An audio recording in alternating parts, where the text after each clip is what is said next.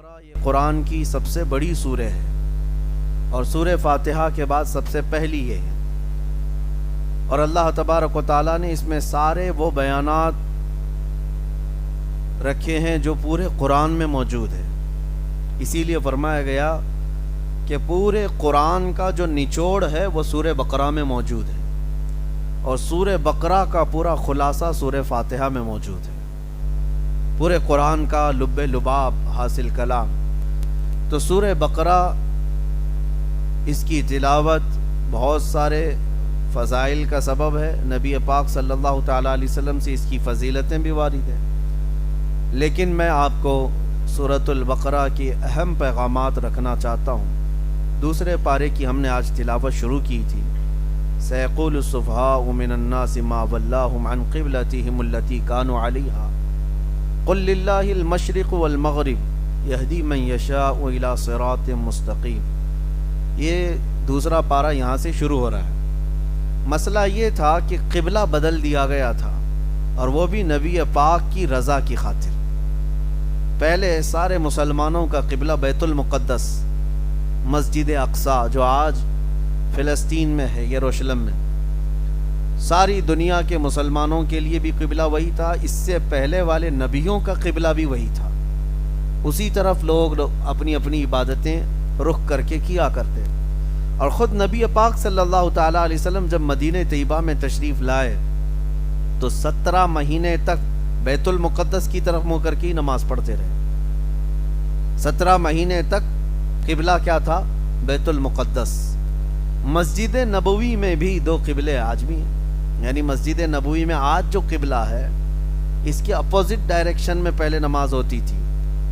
اور ایک مرتبہ حضور اکرم صلی اللہ تعالیٰ علیہ وسلم بنو سلمہ کا ایک محلہ تھا، وہاں پر ایک علاقے میں دوپہر کے وقت تشریف لے گئے اور ظہر کی نماز پڑھا رہے تھے۔ ظہر کی نماز فرض نماز کتنی رکعت ہے؟ 4 رکعت ہے۔ نبی پاک صلی اللہ تعالیٰ علیہ وسلم اس طرف منہ کر کے، اگر وہاں پر مدینے میں اگر آپ جائیں گے، بیت المقدس اس طرف ہے تو خانہ کعبہ اس طرف ہے، دونوں اپوزٹ ڈائریکشن میں، بالکل اپوزٹ ہے۔ تو نبی پاک صلی اللہ علیہ وسلم نماز پڑھا رہے تھے، دل میں خیال آیا، حضور کے دل میں خیال آیا کہ ہمارا قبلہ بیت المقدس کی بجائے خانہ کعبہ ہوتا تو اچھا ہوتا۔ یہ کہاں حضور کے دل میں خیال آیا، کسی کا سے ذکر نہیں فرمایا، اور حضور نے دل میں یہ خیال کر کے آسمان کی طرف چہرہ اٹھایا۔ 1 بار 2 بار نبی پاک صلی اللہ علیہ وسلم اپنا چہرہ آسمان کی طرف اٹھا رہے تھے، کس سوچ سے، کس امید سے کہ قبلہ ہمارا بیت المقدس کی بجائے خانہ کعبہ ہوتا۔ میاں ہماری اور آپ کی نماز اور ہے، ہمارے دل میں کسی اور چیز کا خیال آئے تو نماز خراب ہو، لیکن وہ رسول رحمت ہیں، ان کے دل میں خیال آئے تو مولا آیتیں بھیجتا ہے۔ رب تعالیٰ نے جبرائیل امین کو نماز کی حالت میں بھیجا آیت دے کر، اور وہی آیت آج ہم نے تلاوت کی ہے اپنی نماز میں۔ جبرائیل امین آئے، رسول کریم صلی اللہ تعالیٰ علیہ وسلم کو آیتیں سنانے لگے، حالت نماز میں وہی اتر رہی ہے۔ اور کیا پیغام تھا؟ قد نرا تقلب وجہک فی السماء، اے محبوب ہم آپ کا آسمان کی طرف چہرہ اٹھانا دیکھ رہے ہیں۔ رب تبارک و تعالیٰ فرماتا ہے ہم آپ کا چہرہ اٹھانا دیکھ رہے ہیں۔ فَلَنُوَلِّيَنَّكَ قِبْلَةً تَرْضَاهَا، اے محبوب ہم آپ کو اسی طرف پھیر دیں گے جہاں آپ کی رضا ہوگی، جہاں آپ کی خواہش ہے، جہاں آپ کی مرضی ہے۔ اسی لیے امام اہل سنت فاضل بریلوی رحمۃ اللہ تعالیٰ علیہ فرماتے ہیں خدا کی رضا چاہتے ہیں 2 عالم۔ پوری کائنات کس کی رضا چاہتی ہے؟ اللہ راضی ہو جائے، تم بھی چاہتے ہو، ہم بھی چاہتے، ساری دنیا چاہتی۔ خدا کی رضا چاہتے ہیں 2 عالم، خدا چاہتا ہے رضا محمد، لیکن خدا کس کی رضا چاہتا ہے؟ میرا حبیب راضی ہو۔ آیت تو اتر گئی، ہم آپ کو اس طرف پھیر دیں گے جس طرف آپ کی مرضی ہے اے محبوب، لیکن اسی کے فوراً بعد دوسری آیت آئی، فَوَلِّ وَجْهَكَ شَطْرَ الْمَسْجِدِ الْحَرَامِ، دیر کس بات کی اے محبوب، اسی نماز میں اپنا چہرہ اب خانہ کعبہ کی طرف کر لیں، اسی نماز میں، یہ نہیں کہ ابھی ظہر ہو جانے تو عصر کے بعد، نہیں، رسول کی رضا ہے 2 رکعت ہو چکی، ابھی آپ چہرہ پھیر لیں حضور کی رضا میں کسی بات کی تاخیر مولا نہیں فرماتا، مولا نہیں فرماتا۔ حضور 2 رکعت پڑھا چکے تھے، اسی وقت نبی پاک صلی اللہ علیہ وسلم گھوم گئے اور اپنا چہرہ گھما کر کے خانہ کعبہ کی طرف کر لیا، خانہ کعبہ کی طرف پھر گئے۔ میرے عزیزوں، پیچھے صحابہ بھی کھڑے تھے، جو جماعت چل رہی تھی۔ امام اگر گھوم جائے تو مقتدیوں کا چہرہ اور اس کا چہرہ آمنے سامنے ہو جائے گا۔ اگر آج امام گھوم جائے تو آپ پکڑ کے پھر اس کو سیدھا کر دیں، میاں ادھر کیوں گھوم رہے ہو، اور اگر گھوم گئے تو ہماری نماز خراب ہو۔ لیکن وہ رسول اللہ کے اطاعت شعار صحابہ تھے، سمجھتے تھے شریعت اسی کا نام ہے جس طرف چہرہ رسول ہو جائے۔ ہمیں یہ نہیں پوچھنا ہے کہ ادھر کیوں گھومے یا رسول اللہ، ادھر کیوں گھومے، بلکہ بات یہ ہے وہ جس طرف گھومے وہی شریعت ہے، وہی دین ہے۔ اس کو اقبال نے کیا سچ کہا تھا، بمصطفیٰ رساں خیش کے دی ہماؤس، اپنے آپ کو رسول کے قدموں تک پہنچا دو، یہی دین ہے، یہی دین ہے۔ اب صحابہ نے کیا کیا، حضور کو جب گھومتا ہوا دیکھا تو صحابہ اکرام چل کر کے حضور کے پیچھے آ گئے، اور ایک روایت میں نبی پاک صلی اللہ علیہ وسلم ان کے درمیان میں سے گزرتے ہوئے آگے کی طرف چلے گئے، اور صحابہ گھوم کر کے حضور کے پیچھے صفیں لگا لیے، جیسے ادھر صفیں تھی اب ادھر صفیں ہو گئی، بیت المقدس کی طرف منہ کر کے، اور 2 رکعت خانہ کعبہ کی طرف منہ کر کے پڑھی گئی۔ ایک ظہر کی نماز، وہ آج بھی مسجد موجود ہے مدینے میں جس کو مسجد قبلتین کہتے ہیں، جہاں پر یہ قبلہ بدلنے کا حکم نازل ہوا تھا، جہاں یہ آیتیں اتری تھی، وہاں آج مسجد بنائی گئی ہے، اس کا نام مسجد قبلتین ہے، یعنی 2 قبلوں والی مسجد، 2 قبلوں والی مسجد۔ اور صرف یہ میرے نبی کی خصوصیت ہے، رسول پاک کی خصوصیت ہے کہ آپ کے لقب میں ایک نام آتا امام القبلتین، امام القبلتین، مطلب دونوں قبلوں کے امام ہیں میرے آقا۔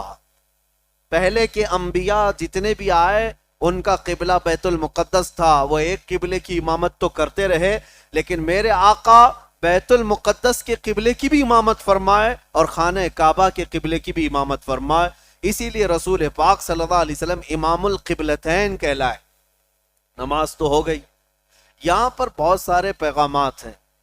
اللہ تعالیٰ فرماتا ہے، بعض اس کے بعد ہوا افواہ اڑانا شروع کر دیے مدینے میں کہ یہ کیسی بات ہو گئی کہ پرانا قبلہ ان لوگوں نے بدل لیا، پرانی چیز بدل لی۔ یہودی تھے مدینے میں، عیسائی تھے، وہ سب جانتے تھے کہ قبلہ بیت المقدس ہے۔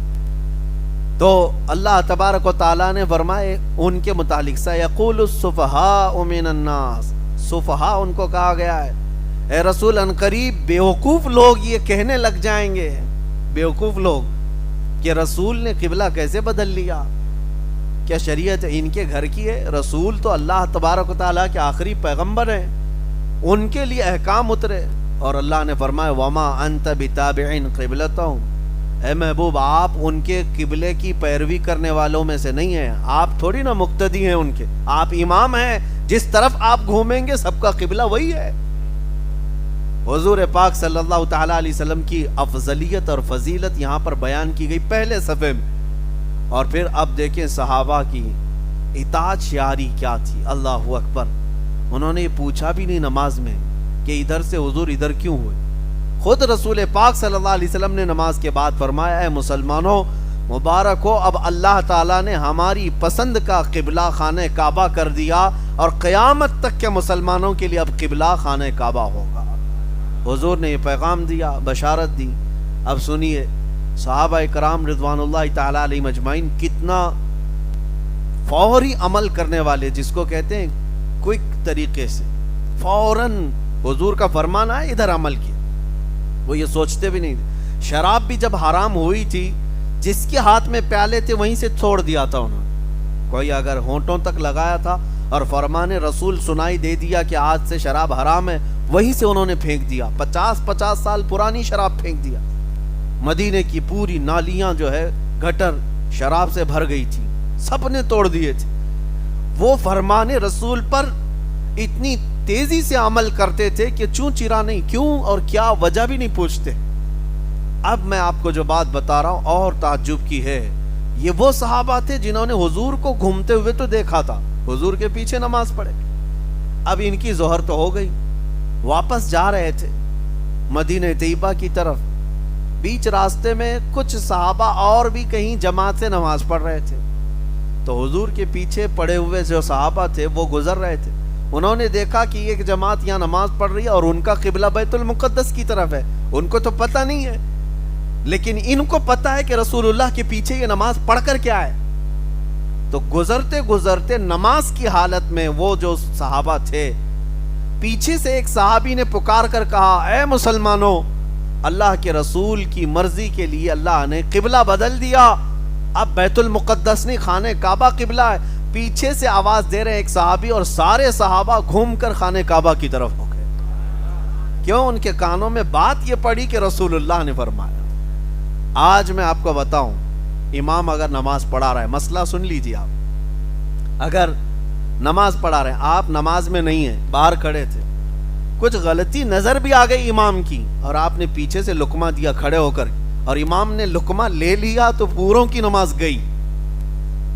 کیونکہ خارج نماز اگر کوئی ہے, نماز میں نہیں تھا, باہر کھڑا ہوا تھا اور کھڑے ہو کر کے اس نے لقمہ دے دیا, اس کا لقمہ اگر امام نے لے لیا تو امام کی بھی نماز گئی اور سب کی بھی نماز گئی. ہاں, نماز کے اندر جو موجود ہے وہ اگر لقمہ دیتا ہے تو امام اگر اس کا لقمہ لیا تو نماز صحیح ہے, درست ہے. خارج نماز اگر کوئی کہہ رہا ہے, یعنی جیسے میں کھڑا تھا اور سجدے کے بعد دوسری رکعت کے لیے کھڑا ہونا تھا, لیکن ہم بیٹھ گئے, یاد نہیں تھا, بیٹھ رہے تھے, لیکن باہر کھڑا ہوا کوئی آدمی برابر واچ کر رہا ہوگا, دیکھ رہا ہوگا, اس نے چلا کر کہا اللہ اکبر, وہ نماز میں نہیں تھا, امام کو یاد آیا اور کھڑا ہو گیا دوسرے کی تکبیر سن کر, تو یہ باہر والے کی تکبیر کا لقمہ لے کر اگر امام کھڑا ہوا تو اس کی نماز باطل, ختم ہو گئی. اور جو پیچھے تھے بیچارے, ان کی بھی نماز گئی, امام کی گئی تو سب مقتدیوں کی گئی. یہ مسئلہ میں اس لیے بتا رہا ہوں کہ یہ ہمارا اور آپ کا معاملہ ہے, لیکن مدینے میں وہ صحابہ جو خانہ کعبہ کی بجائے بیت المقدس کی طرف منہ کر کے پڑھ رہے تھے, لیکن پیچھے سے کھڑے ہو کر کے ایک صحابی نے جو نماز میں نہیں تھے, انہوں نے پکار کر کہا, اے مسلمانوں, قبلہ بدل گیا ہے, بیت المقدس نہیں خانہ کعبہ ہے. نماز کی حالت میں غیر نمازی جو خارج نماز, اس کا لقمہ یہ صحابہ نے لیا اور نماز کی حالت میں پھر گئے, لیکن کسی کی نماز خراب نہیں ہوئی, کسی کی نماز نہیں ٹوٹی. کیوں؟ اس لیے کہ وہ صحابہ فرمان رسول پر عمل کر رہے تھے. جب رسول پاک کی اطاعت میں ہے تو وہ عبادت میں ہے. یہاں تک کہ ایک آیت ہے 9ویں پارے میں, آپ جب تلاوت ہوگی تو بتاتا ہوں. حضور پاک صلی اللہ تعالیٰ علیہ وسلم ایک صحابی کا نام لے کر پکار رہے تھے, فلاں بن فلاں کہاں ہے؟ وہ نماز میں تھے, وہ نماز میں تھے. حضور نے 2 مرتبہ پکارا تو وہ نماز اپنی کمپلیٹ کر کے پھر آئے حضور کے پاس. مسئلہ سنیے آپ, جب وہ آئے تو حضور پاک صلی اللہ علیہ وسلم نے پوچھا, میں نے تمہیں پکارا, آواز دی, تم کہاں تھے؟ تو انہوں نے کہا, یا رسول اللہ, نماز پڑھ رہا تھا. کہا, تمہیں اللہ کا فرمان یاد نہیں, یا ایھا الذین آمنوا استجیبوا للہ وللرسول اذا دعاکم, اے ایمان والو, جب اللہ اور اس کے رسول بلائیں فوراً حاضر ہو جاؤ. صحابی نے پوچھا, یا رسول اللہ, نماز کی حالت میں بھی, یعنی نماز پڑھ رہا ہوں اس وقت بھی اگر آپ بلائیں تب بھی؟ تو سنو مسئلہ. حضور نے فرمایا, ہاں, اگر نماز کی حالت میں 1 رکعت ہوئی تھی, حضور نے بلایا, تم وہیں چھوڑ کر کے آ گئے نماز, نبی پاک صلی اللہ علیہ وسلم کی بارگاہ میں حاضر ہوئے, حضور نے تمہیں کام کے لیے بازار بھیجا, سامان لائے, کسی کو پہنچانے کے لیے کہا, پہنچایا, راستے میں لوگوں سے بات چیت کیا, ملاقات کیا, گھر گئے, واپس آئے, فرمایا گیا جہاں 1 رکعت چھوٹی تھی اس کے آگے سے کنٹینیو کرے, اس لیے کہ ابھی بھی وہ نماز میں ہی ہے, ابھی بھی وہ عبادت میں ہے. کیوں؟ اس کی نماز باطل نہیں ہوئی. جتنی دیر وہ باہر گیا تھا وہ اپنی مرضی سے نہیں, وہ مرضی رسول سے گیا تھا. پتہ یہ چلا. اسی کو امام اہل سنت فاضل بریلوی کی بات یاد آتی ہے, ان کے عشق کا جواب سنو. انہوں نے فرمایا ہے کہ ثابت ہوا کہ جملہ فرائض فروع ہیں. فروع کا مطلب سمجھتے ہیں؟ ایک اصل ہے, ایک فرع. ایک اصل ہے, ایک فرع ہے. اصل جیسے عشاء کی 4 رکعت فرض نماز, یہ کیا ہے؟ اصل ہے. اس کے علاوہ جو وطر کو چھوڑ دیں، نفل جو چیزیں ان کو فرع کہیں گے۔ ایک اصل ہے، ایک فرع ہے۔ باپ اصل ہے، بیٹا فرع ہے۔ ماں اصل ہے، بیٹا فرع ہے۔ اصل اور فرع، فرع کی جمع فروع۔ اور اعلیٰ حضرت فرماتے ہیں جتنے فرض ہیں، جتنے بھی فرض ہیں، جان بچانا بھی فرض ہے، نماز پڑھنا بھی فرض، 5 وقت کی نماز کیا ہے؟ فرض۔ یہ سارے فرض جب حضور کی بارگاہ کی بات آ جائے، اعلیٰ حضرت فرماتے ثابت ہوا جملہ فرائض فروع ہیں، اصل الاصول بندگی استاجور کی ہے۔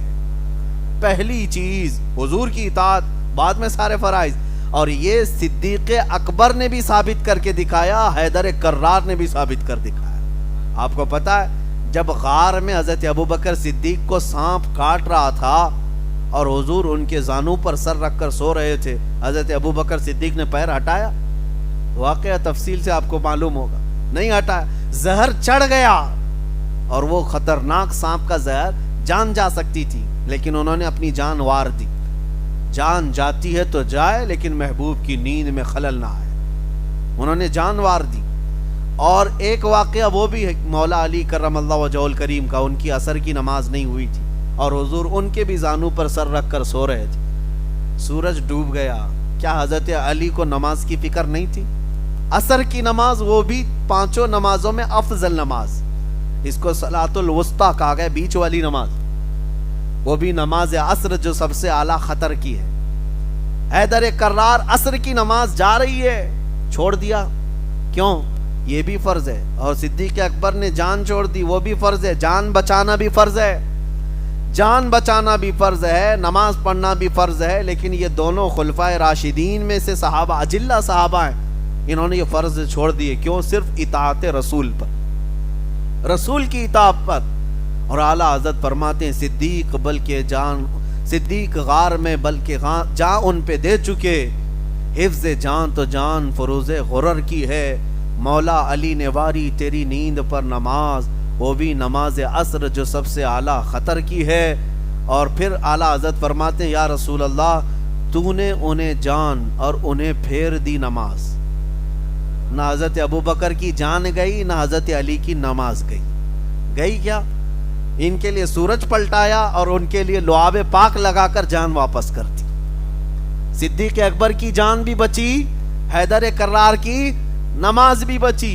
اعلیٰ حضرت فرماتے ہیں یا رسول اللہ تو نے انہیں جان اور انہیں پھیر دی نماز، پر وہ تو کر چکے جو کرنی بشر کی ہے۔ ثابت ہوا کہ جملہ فرائض فروع ہے، اصل الاصول بندگی استاجور کی ہے۔ صحابہ نے یہ ثابت کر دکھایا ہے۔ پہلی شرط ہے نبی پاک کی اطاعت۔ تو قبلہ بدلنے میں یہ حکمت تھی کہ کتنے حضور کی پیروی میں رہیں گے اور کتنے چوں چرا کریں گے۔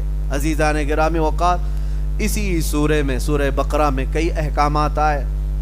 دوسرے ہی پارے کی شروعات تھی جہاں اللہ تعالیٰ نے فرمایا وَلَا تَقُولُوا لِمَنْ يُقْتَلُ فِي سَبِيلِ اللَّهِ أَمْوَاتٌ۔ کتنی آیات کی میں تفسیر عرض کروں، بہت طویل ہو جائے گی بات۔ اللہ فرماتا ہے جو اللہ کی راہ میں مارے جائیں انہیں مردہ مت کہو، بل احیاء ولکن لا تشعرون، بلکہ وہ زندہ ہیں تمہیں اس کا شعور نہیں۔ اللہ کی راہ میں مارے جانے والے اس کو کیا کہتے ہیں آپ بتائیں؟ کوئی ورڈ ہے؟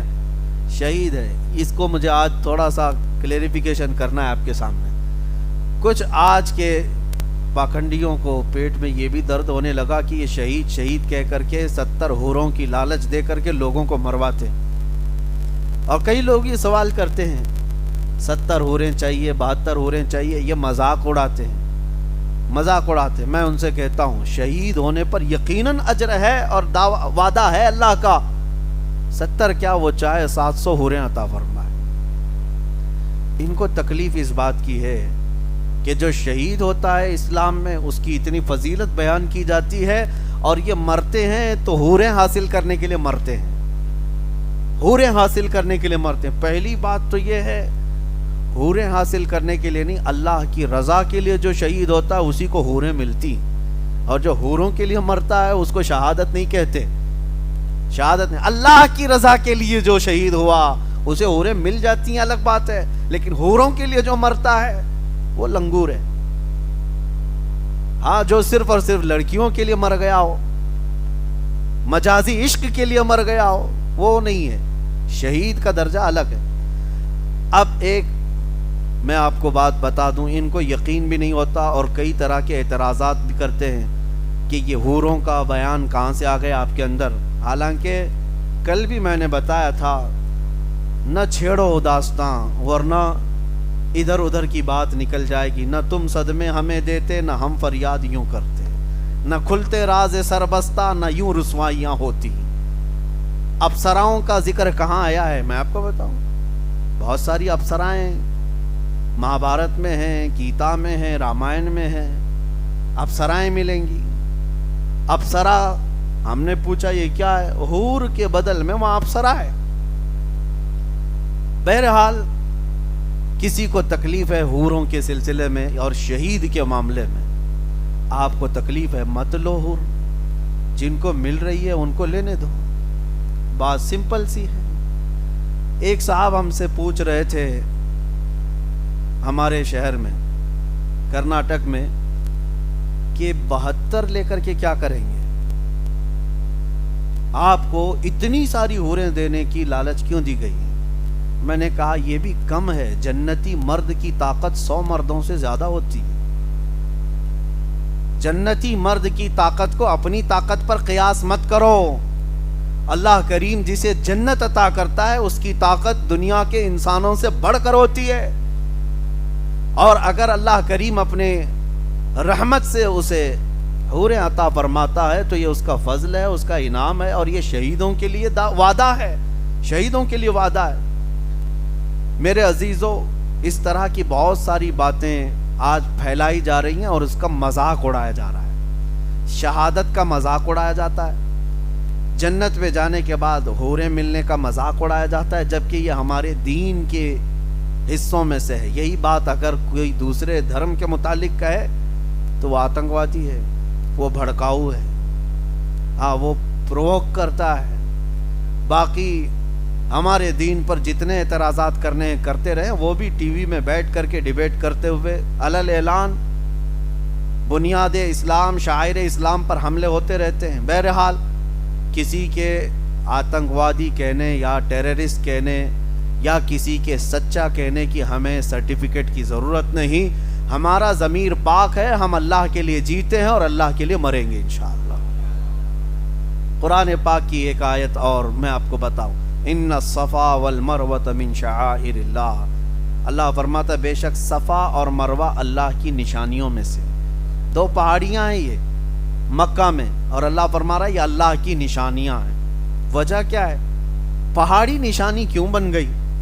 اچھا نشانی ہے تو کیا ہوا؟ نشانی کیا ہے؟ قرآن میں دوسری جگہ اللہ فرماتا ہے وَمَن يُعَظِّمْ شَعَائِرَ اللَّهِ فَإِنَّهَا مِن تَقْوَى الْقُلُوبِ. جو اللہ کی نشانیوں کی تعظیم کرتا ہے اللہ اسے دل کا تقوی عطا کرتا ہے، اور بڑا اجر ہے اس کے لیے جو نشانیوں کی تعظیم کرتا ہے.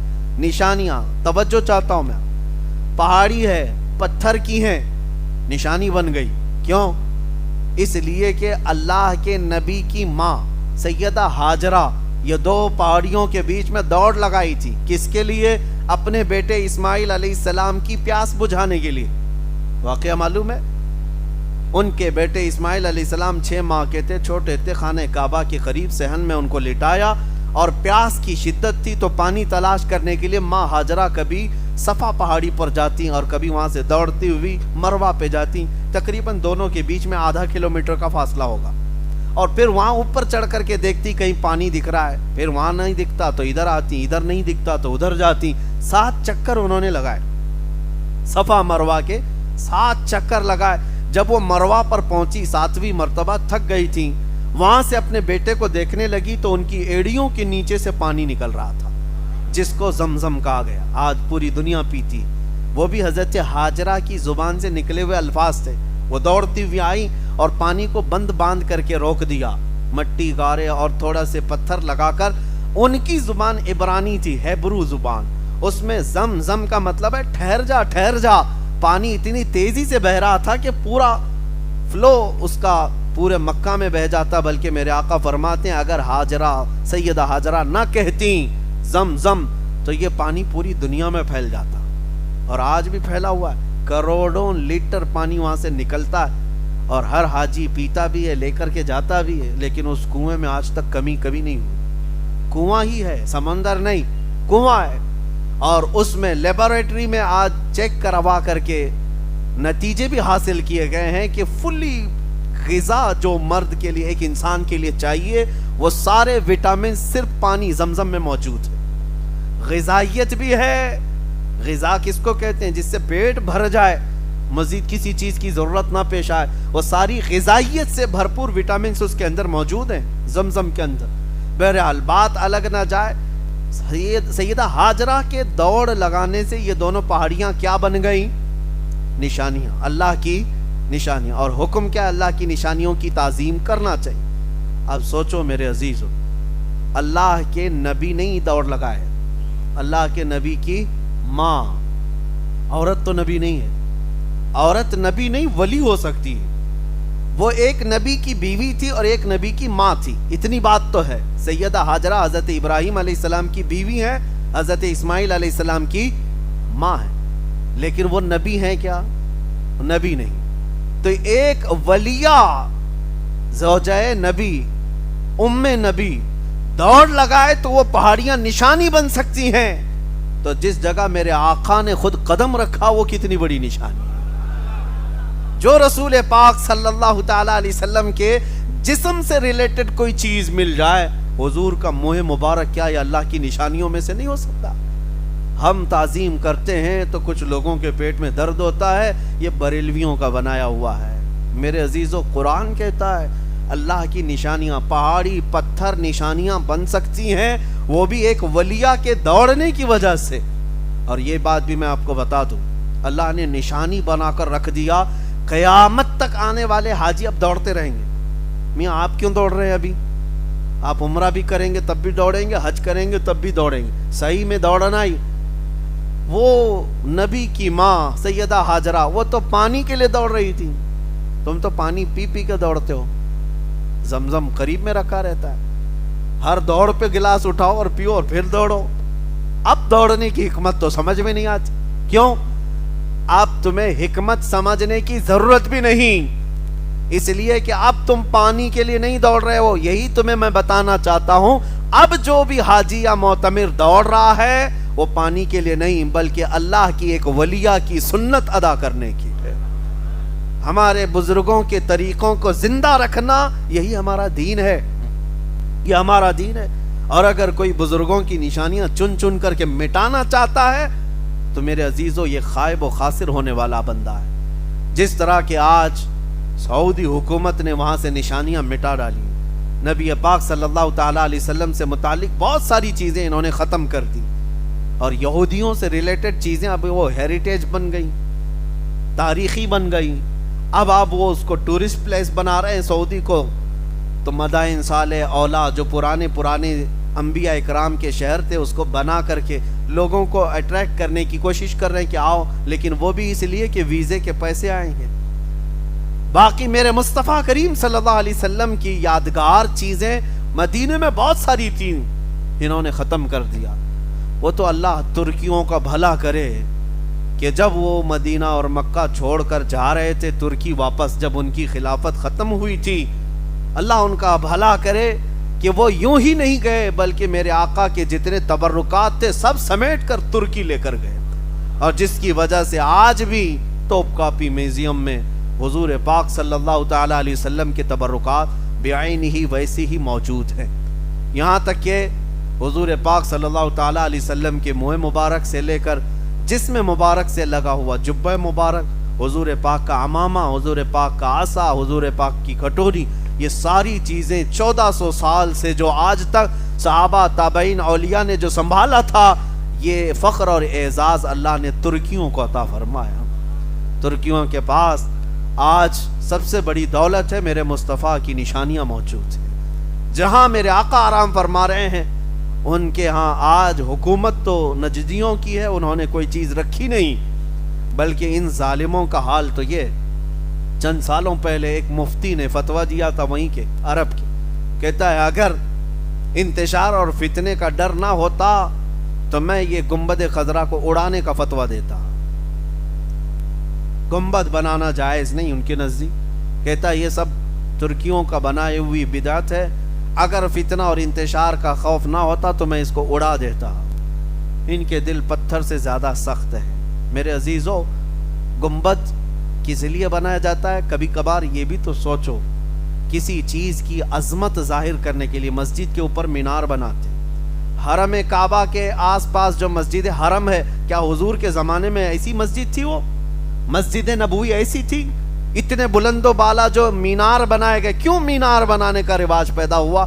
مینار بنانے کا مقصد یہ نہیں ہوتا کہ یہ کوئی ایک ڈیزائن ہے, بلکہ صرف اور صرف یہ اونچے مینار عظمت بیان کرنے کے لیے, علو شان بیان کرنے کے لیے بنائے جاتے ہیں. اسی طرح گنبد بھی ہمارے اور آپ کے لیے تھوڑی نا گنبد ہر گھر پہ بنایا جائے گا.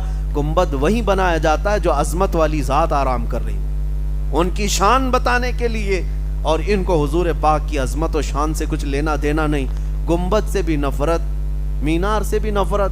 بلکہ حقیقی بات یہ ہے کہ حضور سے جب عداوت ہو جائے تو وہ اسلام سے نکل چکا ہے, وہ اسلام سے خارج ہو چکا ہے.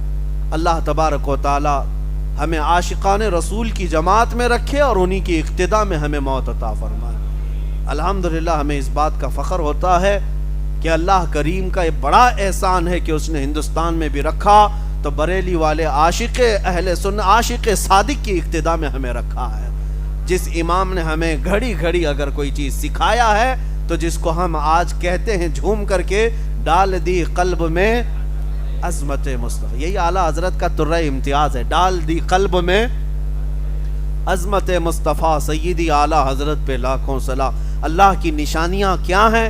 جب پہاڑ اور پتھر نشانیاں ہیں تو میرے آقا کا ہر قدم بھی نشانی ہے, حضور کے ہر عضو ہر بال مبارک نشانی. اور ایک جگہ وہاں پر ہے وَاتَّخِذُوا مِن مَّقَامِ إِبْرَاهِيمَ مُصَلًّى, یہ بھی قرآن میں پاک کی آیت ہے. اللہ فرماتا ہے مقام ابراہیم کو اپنی نماز کی جگہ بناؤ. سارے حاجی طواف کریں گے خانہ کعبہ کا, 7 چکر ہونے کے بعد جو مقام ابراہیم ہے اس کے قریب 2 رکعت نماز پڑھنا ہے. حج والے بھی عمرہ والے بھی طواف کے بعد 2 رکعت ضرور پڑھتے ہیں جا کر. اور یہ اللہ کا حکم ہے. مجھے بتاؤ کیوں؟ خانہ کعبہ کے پاس نہیں, مقام ابراہیم. اور مقام ابراہیم ہے کیا؟ جھانک کر کے دیکھو, اس کے اندر ایک پتھر ہے اور اس کے اوپر 2 پیروں کے نشان ہیں. وہ کس کے؟ حضرت ابراہیم علیہ السلام. اس پتھر کی تاریخ میں بتایا گیا کہ اس پر کھڑے ہو کر کے آپ نے خانہ کعبہ بنایا تھا, ابراہیم علیہ السلام. وہ پتھر ویسی ہی آج ہزاروں سال سے محفوظ ہے. کیا اتنی بات ہے؟ کیا اتنی بات کہ اس پر کھڑے ہو کر کے کعبہ بنایا تو وہ پتھر اتنا افضل کہ وہاں 2 رکعت پڑھنے کا حکم خود اللہ فرما رہا ہے.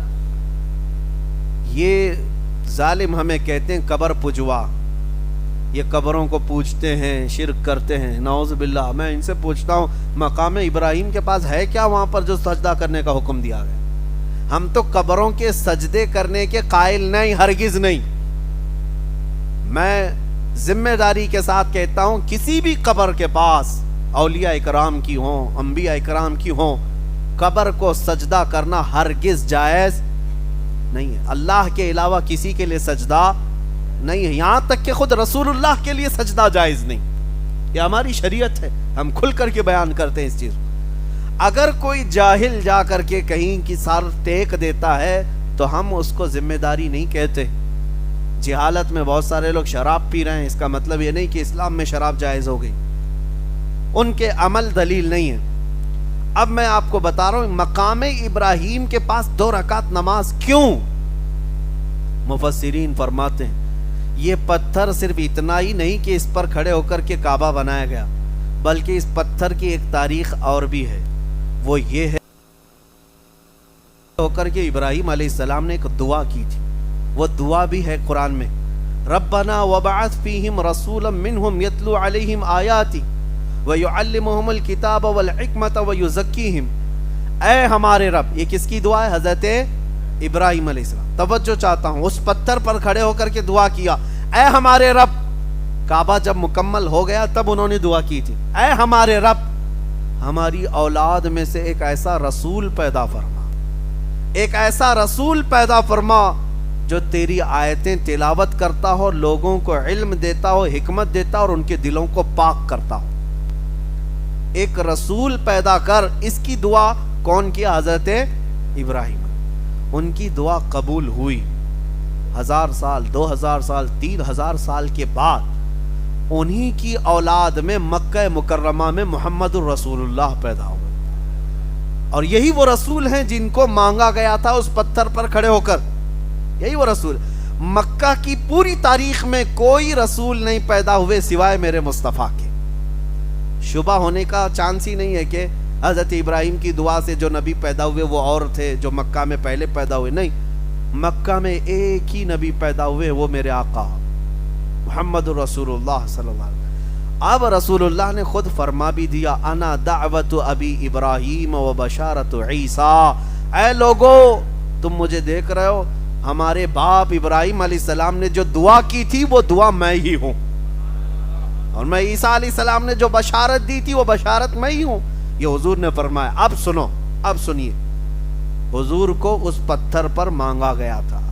مفسر شہیر حکیم الامت علامہ احمد یار خان رحمۃ اللہ علیہ فرماتے ہیں اس پتھر کی عظمت اس لیے ہے کہ اس پتھر پر کھڑے ہو کر کے ابراہیم علیہ السلام نے سید الانبیاء کو مانگا تھا، ہمارے رسول کو مانگا تھا، اس لیے وہ عظمت والا پتھر ہے. وہاں پر 2 رکعت پڑھو. میں نے اس وقت یہ سوچا، حضور کو جہاں سے مانگا گیا وہ پتھر اتنی عظمت والا ہو گیا، جہاں خود بنفس نفیس جسم کے ساتھ میرے آقا جن جالیوں میں آرام کر رہے ہیں وہ جالیاں کتنی عظمت والی ہوں گی، وہ کتنی عظمت والی ہوں گی. اسی لیے فرمایا گیا حضور کا جسم اقدس جس قبر سے لگا ہوا ہے وہ جگہ عرش اعظم سے بھی افضل ہے، عرش اعظم سے بھی افضل ہے. اللہ کریم ہمیں نشانیوں کی تعظیم کرنے کی توفیق عطا فرمائے. ہمیشہ میرے عزیزو گمراہی کی طرف دیکھ کر کے کبھی بھی ان کے دلائل کو دیکھ کر مائل مت ہو جانا.